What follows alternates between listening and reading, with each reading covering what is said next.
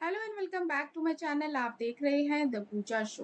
तो दोस्तों, तुमसे तुम तक के एपिसोड में कहानी ने अब एक ऐसा मोड़ ले लिया है जिसने अन्नू के भरोसे की नींव को हिला दिया है। जलंधर की आखिरी बात अब अन्नू के मन में सवाल बनकर गूंज रही है। क्या आर्या ने सच में अपना अतीत छुपाया है? तो आइए जानते हैं आज की एपिसोड की पूरी कहानी। आज की एपिसोड की शुरुआत होती है जलंधर के उस खत से जिसे पढ़कर अनु पूरी तरह टूट जाती है। खत में लिखा होता है कि आर्या ने अपनी जिंदगी के संघर्षों के बारे में उससे झूठ बोला है और वो दूसरों का इस्तेमाल करके आज इस मुकाम तक पहुंचा है। जलंधर अनु से कहता है कि अगर उसे सच जानना है तो उसे खुद आर्या के अतीत की जांच करनी होगी। ये पढ़ते ही अनु की आंखों में आंसू निकल आते हैं। उसके हाथ से एक चाय का कप गिर जाता है और पूरी चाय खत पर फैल जाती है। खत का अगला हिस्सा पूरी तरह खराब हो जाता है। अब अन्नू के पास आधा सच है और आधा सच अभी भी एक रहस्य बना हुआ है। दूसरी तरफ प्रसाद पुष्पा को चुनाव की तैयारी करने के लिए उत्साहित करता है। वो उसे 1 लाख रुपए देता है और कहता है कि चुनाव में पैसों की चिंता बिल्कुल ना करे। पुष्पा हैरान रह जाती है, लेकिन जब उसे ये बताया जाता है कि वो आर्या की सास है, इसलिए अब उसकी पहचान भी बड़ी हो गई है, तो उसके सपने आसमान छूने लगते हैं। वो खुद को भविष्य की बड़ी नेता के रूप में देखने लगती है और पूरे जोश के साथ चुनाव लड़ने का फैसला करती है। इधर अनु भी अभी उलझन में है। तभी आर्या का फोन आ जाता है। वो आर्या से पूछती है कि क्या वो ठीक है, यहाँ तक कि वो अपनी सारी मीटिंग्स रद्द करके घर आने की बात कहता है, लेकिन अनु उसे रोक देती है और कहती है कि वो बिल्कुल ठीक है। फोन रखने के बाद भी अनु यही सोचती है कि जो इंसान उससे इतना प्यार करता है, क्या वो उससे झूठ बोल सकता है? मन की बेचैनी लेकर अनु मंदिर जाती है और माता रानी के सामने रो पड़ती है। तभी वहां सिद्धि माता आ जाती है।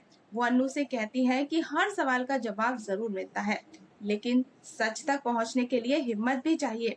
सिद्धि माँ की ये बात सुनकर अन्नू को फिर से जलंधर की बातें याद आने लगती हैं। ऑफिस में मीरा आर्या से कहती है कि यश को अकाउंट्स विभाग में भेजा जा सकता है। वो सुझाव देती है कि यश के नाम पर नया बिजनेस शुरू किया जाए, जिससे कंपनी की छवि और ज्यादा मजबूत होगी। आर्या को ये विचार पसंद आता है और वो तुरंत योजना तैयार करने को कह देता है, लेकिन बातचीत के दौरान आर्या अचानक किसी को घबराकर फोन करता है, जिससे साफ लगता है कि वो किसी बड़ी बात को छुपा रहा है। इसी बीच अनु अपने पिता गोपाल जी की दुकान पर पहुंच जाती है। वो उनसे एक अजीब सा सवाल पूछती है कि क्या मरने वाला इंसान कभी झूठ बोल सकता है? गोपाल बिना देर किए कहते हैं कि मरते समय इंसान हमेशा सच बोलता है। फिर वो पूछते हैं कि क्या जलंधर ने उससे कुछ कहा था? अन्नू साफ कहती है कि उसे जलंधर पर भरोसा नहीं है, लेकिन उसके मन में अब आर्या के अतीत को लेकर कई सवाल उठ रहे हैं। गोपाल जी उसे समझाते हैं कि आर्या पहले ही अपना संघर्ष सबको बता चुका है और उसे पुरानी बातें अब भूल जानी चाहिए। अनु सिर तो हिला देती है, लेकिन उसके चेहरे से साफ दिखता है कि अब वो खुद सच जानकर ही मानेगी। दूसरी तरफ मीरा यश को अकाउंट्स की बड़ी जिम्मेदारी देती है।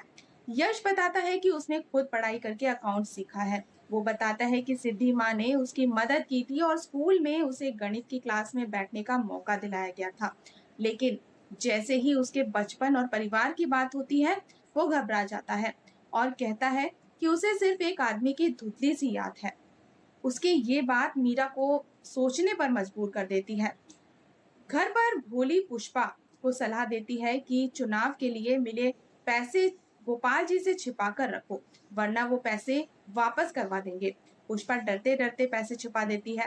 तभी गोपाल जी घर पहुंचते हैं और बताते हैं कि अनु दुकान से अचानक कहीं चली गई। वो उसे फोन करते हैं, लेकिन अनु फोन नहीं उठाती। अब पूरे घर में उसकी चिंता बढ़ जाती है। उधर आर्या झेंडे को फोन करता है। झेंडे कहता है कि उसके पास बहुत जरूरी बात है, लेकिन वो फोन पर कुछ नहीं बता सकता। उसकी ये बात साफ इशारा करती है कि आर्या के अतीत से जुड़ा कोई बड़ा राज अभी सबके सामने आना बाकी है। एपिसोड के आखिर में अनु अकेले गीता कॉलोनी पहुंच जाती है। वो वहां पर जाकर लोगों से गणेश नगर का नाम पूछती है, क्योंकि यही वो पता है जो आर्या ने उसे किसी समय बताया था। लेकिन एक बुजुर्ग साफ कहते हैं कि इस इलाके में गणेश नगर नाम का कोई जगह है ही नहीं। ये सुनते ही अन्नू के पैरों तले जमीन खिसक जाती है। उसे एहसास हो जाता है कि शायद आर्या ने उससे अपने अतीत के बारे में झूठ बोला था। अब सबसे बड़ा सवाल यही है कि आर्या सच में अपनी पहचान छुपा रहा है, जलंधर की बात सही थी या इसके पीछे भी कोई बड़ी साजिश छुपी हुई है? आने वाले एपिसोड में इन सवालों के जवाब आपको जल्द ही मिलेंगे। तो दोस्तों बने रहिए हमारे साथ। और अगर आपको आज की ये अपडेट पसंद आई हो तो वीडियो को लाइक और चैनल को सब्सक्राइब करना बिल्कुल ना भूलें। मिलते हैं नेक्स्ट अपडेट के साथ, तब तक के लिए गुड बाय।